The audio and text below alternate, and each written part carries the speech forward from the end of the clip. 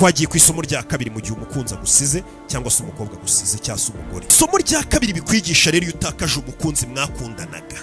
Isomo rya kabiri wiga nuko wicara ugatangira kubona ahantu ugikundana n'uwo mukobwa watakarije agaciro kawe ntubimenye. Iryo somo rya kabiri ukwiye kwiga. Mu gihe umugore mwabanaga cyangwa mwakundanaga cyangwa se sheri wawe agiye, ubwo turabyita umukunzi wawe, isomo rya kabiri ubundi ukwiye kwiga ni hehe natakarije agaciro kanjye mu gihe nari ndi kumwe n'uyu mukobwa cyangwa se uyu mukunzi. Buriya ngo iyo umaze gutandukana n'umuntu mwakundanaga, iyo break up irabaye, hari ikintu cya mbere kikubabaza cyane, ntago ari agahinda cyangwa se akababaro. Ubwo ikintu cyiza ni kwa kundi kikubabaza mbega cyita cyiza muri wewe, ni kwa kumva ko ari ikintu cy'ingenzi cyane kibuze muri ako kanya, utangira kumva ubaye umunyantege nke. Ibyo bintu bibaye ntabwo twabyita ngo ni intege nke za nyazo ziri mu buzima bwawe, oya, ahubwo nuko uba ugiye ahagaragara ngo wirebe ubwawe, wibone, noneho ubone ukuri kwa nyako. Kuba uwo mwakundanaga bihita bikwereka aho wagiye ugashyira amarangamutima yawe yose ku buryo utabasha kuyakontorora. Icyo ni icyambere uhita usobanukirwa. Cyagiye utangira kwireba nk'uwireba mu ndorerwamo ugasanga umubano wari ufitanye n'uwo mukobwa kuba yari ahari byakoraga nk'ibintu byonyine biha amahoro ubuzima bwawe, icyo nacyo ukakibona. Cyagiye wicara ugatangira kubona ukuri kuvuga ngo uyu mukobwa iyo yanyandikiraga utumesaje cyangwa akampamagara byatumaga nirirwa umunsi wose meze neza, gaseka, nkumva mudu yanjye ibaye nziza. Ibyo ukabibona. Cyagiye utangira kuvuga ngo uyu mukobwa yatumaga wiyumvamo agaciro, yarazaga kwereka ko uri umuntu urenze, ufite ubwenge udasanzwe, ufite agaciro, uri umugabo nyamugabo, ukumva ko kuko yabivuze aribwo ufite agaciro koko kanyako kuko bivuye mu kanwa k'umukunzi. Ibyo ngibyo ntabwo ari ibintu biba byapanzwe, ni ibintu nyine bigenda biba bikirema, ugashiduka biri kukubaho ari wo murongo urimo. Ibyo bintu biragenda bikiyubaka rero bikaba nk'inzu ikuzengurutse ubamo.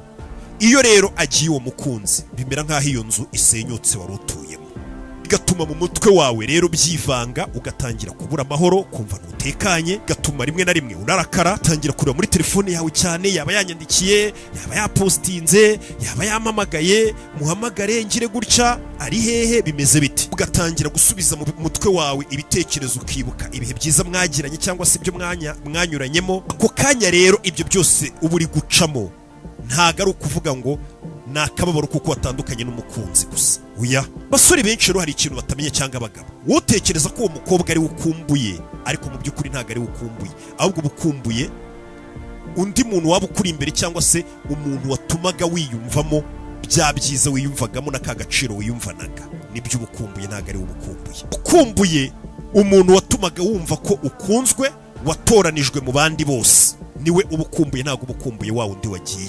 Bya byiyumviro nibyo ubukumbuye. Ukumbuye wa muntu watumaga wumva ko nawe ukunzwe urenze. Gihe rero ibyo bintu bitagera, ibyo byiyumviro n'uwo muntu utuma wiyumvamo gutyo, utangira kwiyumvamo ko weho ubwawe uri wenyine, utuzuye, mbega uri igice, mu gihe wa undi wakuzuzaga adahari. Ibyo rero iyo bitangiye kugukubita, uko kuri kugagukubita gutyo, utangira kumva utishimye habe na gato. Gusa mu by'ukuri nuko mubyirengagiza nk'abagabo mugashaka utabiha agaciro cyangwa kubireba, ariko kaba ari akanya keza ko kwisobanukirwa nubwo mubihunga. Ukuri kuba kuri kukugaragarira imbere yawe. Kuri nkubwira ni uko rero mwirengagiza, ubundi ibyo bintu bihita bikwereka ko agaciro kawe kari gashingiye ku wundi muntu, ko yagombaga kubanza kukemeza.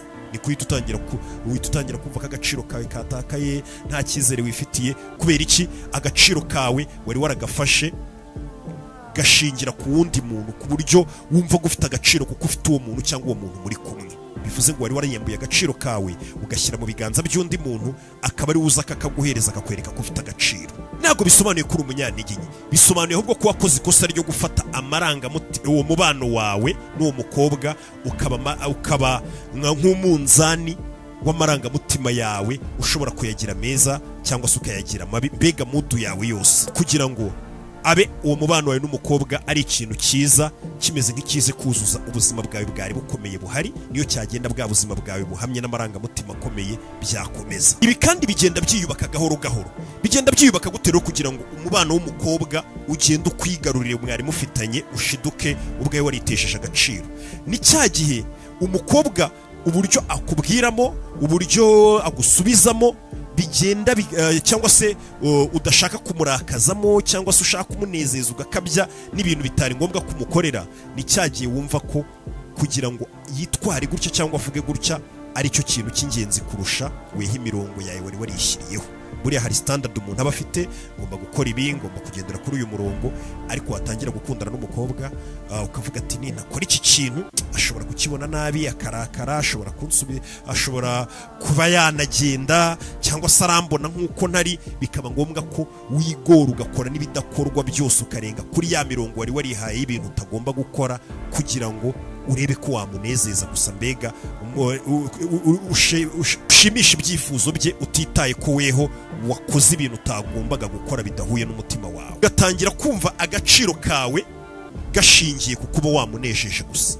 Hahandi nyine iyo hari ibintu wikuyeho ukabimuha, hari ibyo wigomwe, hari gahunda wishe, hari akazi wishe kugira ngo ujye kuba uri kumwe nawe, ukumva ko mbega agaciro cyangwa se ibyishimo byawe ufite bitewe no kuba wabanje kunezeza ibyishimo n'ibyifuzo by'uwo mukobwa.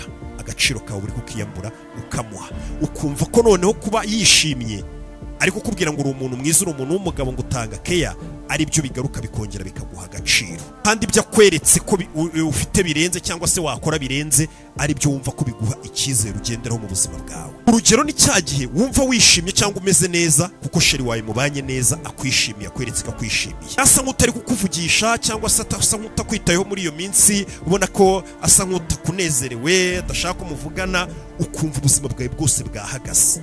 Ahandi abasigaye akuvugisha gahoro kandi yarakuvugishaga cyane, ukumva utangiye gutuma utwo ukavuga ngo nibiki biri kumuhindura, mbega ukagenda ukamera nk'umusazi. Ibyo bintu iyo bihujahuje byose rero, ibyo ntabwo ari urukundo, ahubwo ni ugufata ubuzima bwawe n'ibyishimo byawe ukabishyira mu biganza by'undi muntu, akamera nk'aho nyine ari we wishingikirijeho kugira ngo ubeho. Impamvu abagabo benshi rero iyo bamaze kubura abakunzi babo bahita batangira kuvuga ngo kuko babatize rino somo ryo kuvuga ngo agaciro kanjye naragafashe ngaho undi muntu, ni cyagiye abo bagabo rero kuko batize iryo somo ngo babashe kwisubiza agaciro kabo, ahubwo iyo babonye babuza abakunzi babo bahita bata umutwe bakavuga ngo iki cyuho ndi kwiyumvamo cyo kubashira nyanze kugira ngo bigende neza nongere mere neza, reka mfata icyemezo cyihuse, bite nshaka undi mukobwa w'icyuki musimbuza, bite nshaka undi mukunzi turyamana, bite ndyamana n'abantu benshi noneho beza banarenze, bite nkora ibintu binarenze, mbe ndi kumwe n'abandi bakobwa benshi beza ngi hano na hano, biraza gutuma nongera kumva mfite ka gaciro najyaga numva wa mukunzi wanjye wagiye ahari niyumvagamo. Ariko uko no kwibeshya, uko no guhubuka, ni amakosa abagabo n'abasore bakunze gukora. Bo ni babagabo usanga kuko yatandukanye n'umukunzi we, umukunzi yamutaye, ahise atangira kuvuga ngo atangiye kujya ku madeti n'abandi bakobwa biza bashyashya, by'umwihariko banameze nk'aho ashaka kubahanganisha na wa wundi wamusize, ugatangira kujya ku madeti nk'ayo ngayo ya hato na hato, utangira gushaka abo noneho umuntu aryamana, utangira gushakira agaciro ku mbuga nkoranyambaga, ushyireho ibintu bidasanzwe, mbega ukahita ushaka ukuntu wakongera kugarura bya byiyumviro bikumvisha ko watoranijwe, wabuze wa bya bindi umukobwa mwari kumwe mwakundanaga yakwerekaga ko watoranijwe, yaguhisemo uruwe. Uyu utangira gushaka icyuho cyasibanganya cya byiyumviro byo kumva ko noneho utakiri watoranijwe, wongere wumve ko watoranijwe. Gusa mu by'ukuri ibyo byose uri gukora ntabwo biba biri kukubakira agaciro kawe ka nyako, ahubwo uba umeze nk'uri kwimura akazi wagakoze uri kukegeza hirya. Ibyo ni ibintu ukwiye kumenya.